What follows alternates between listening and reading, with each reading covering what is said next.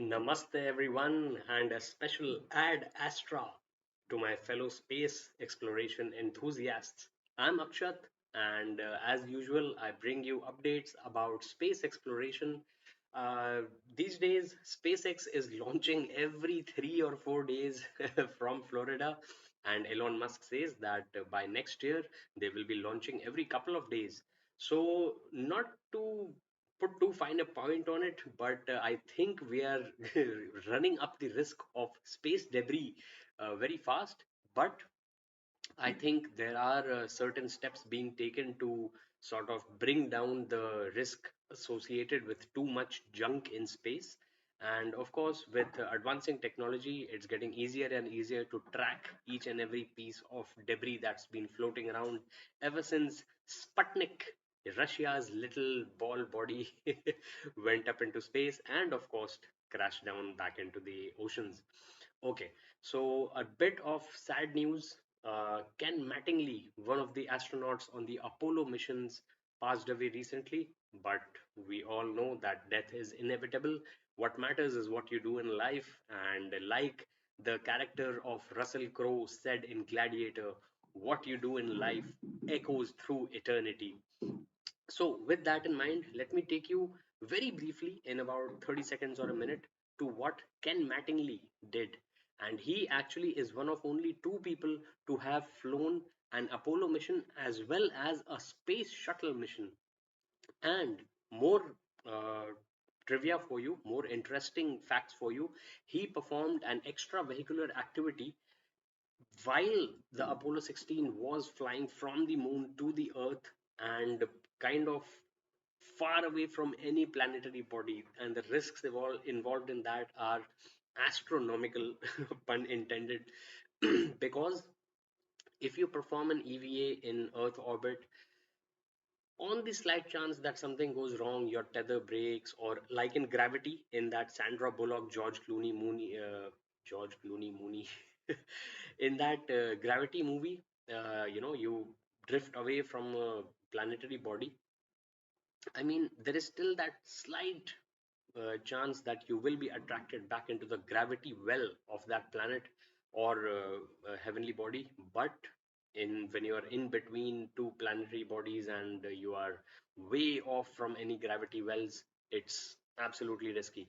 But he has done that as well, and for that he will always be remembered and always be celebrated, right? So he died on Halloween, aged 87, at Arlington. But John Young is the other person who has flown to the moon and also a space shuttle mission. Another interesting fact is that he was going to be on the doomed Apollo 13 mission. I won't say doomed in a complete sense because they did manage to get the astronauts back. But if you have seen that movie with Tom Hanks and Kevin Bacon and Gary Sinise. I think Gary Sinise is the one who plays Ken Mattingly's character, if I'm not mistaken. Um but that movie is also very pinpoint about how risky space exploration is, but also how rewarding it can be, not just for those who do it, but for us, humanity as a whole. Because a lot of technology that comes from space exploration becomes available to us at the ground level in real life, IRL, as the kids say. Uh, the foremost example, which I have often cited in my other videos, you can check them out. I've linked the playlist up here, is solar cell technology. Solar energy, of course, is the best renewable source of energy we have. It is the source of all life on Earth. It is the reason why we exist. And with that, let's move into, like my boss at Inspire says, let's move into the next section, which is the Magellanic Clouds need to be renamed.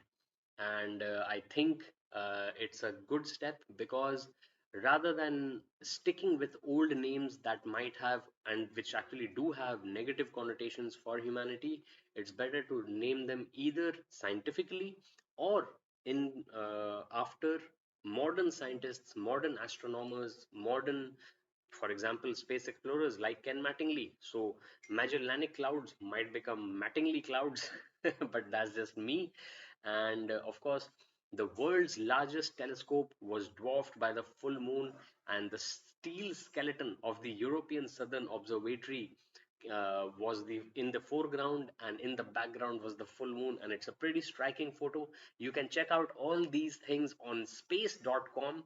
And at the same time, I would say consider getting a subscription to the Planetary Society, which is headed by Bill Nye, the science guy, and founded by Carl Sagan and other luminaries of space exploration and science. And you know, that's as far as promotional as I'll go. In this video, I might make a full video about what the Planetary Society does, which is about uh, encouraging Mars colonization settlement, let's call it that, because colonization seems to have negative connotations. Like I said about the Magellanic Clouds, Virgin Galactic launches researchers to suborbital space, and Galactic 05 was, of course, the last launch into 2023, and then there will be more launches in 2024, of course. And NASA's Lucy mission flew by and encountered the asteroid Dinkinesh, as Dinky as it is lovingly called, and it's actually part of a binary system.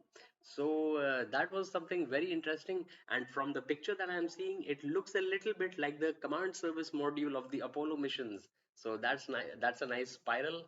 And the how shall I say, the James Webb Space Telescope tech breakthroughs are already impacting science.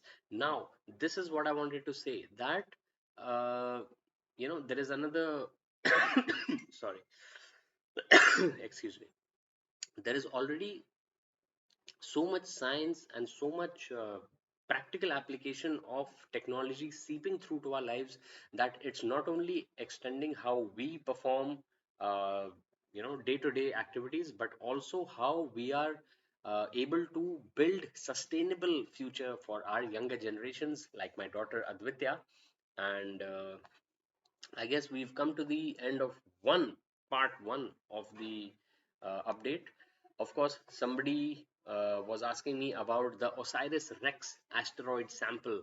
So that is historic in its own sense, in that we managed to go and capture a little bit of space debris, not just in orbit, but from an asteroid in the asteroid belt, and return it to Earth.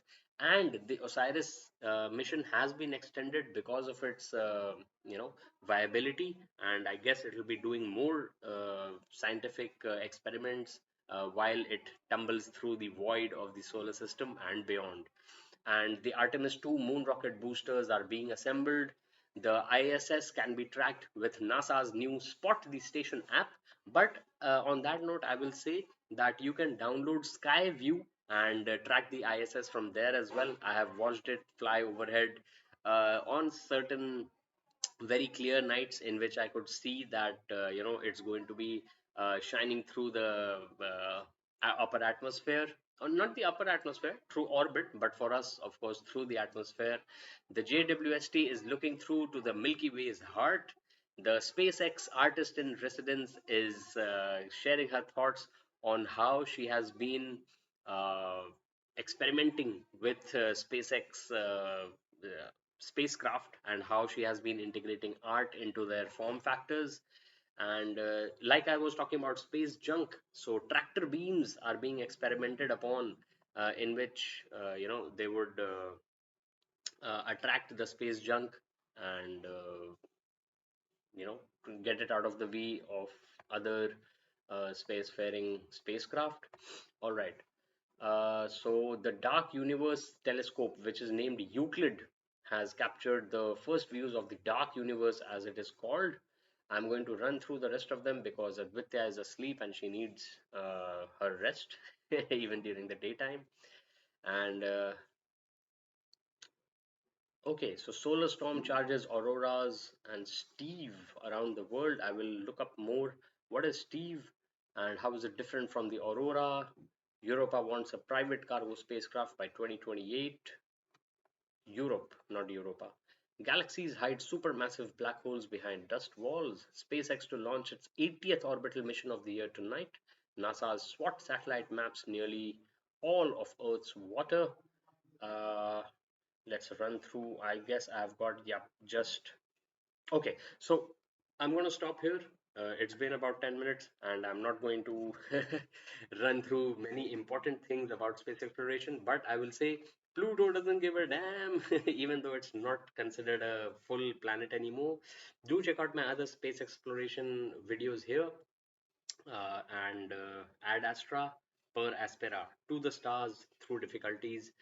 Check out my other videos about Marvel, Star Wars, sports, and smash that sub button for awesomax fun. I'm Akshat signing off, and thank you so much for watching. Do take care and stay safe. And at the last, I will like to say that if you are interested in space exploration, let's get a conversation going. Do share what you think in the comments below, and it's always a good idea to get the younger generation interested in space exploration from an early age. I will give a huge shout out to my uh, school friend's son, L. I will not name him fully, but he has been a spaceman from this young age. I guess he's like 5 6 years old, and he already has a very nice grasp of how space exploration benefits us. Okay, so on that note, thank you so much for watching and take care. Goodbye.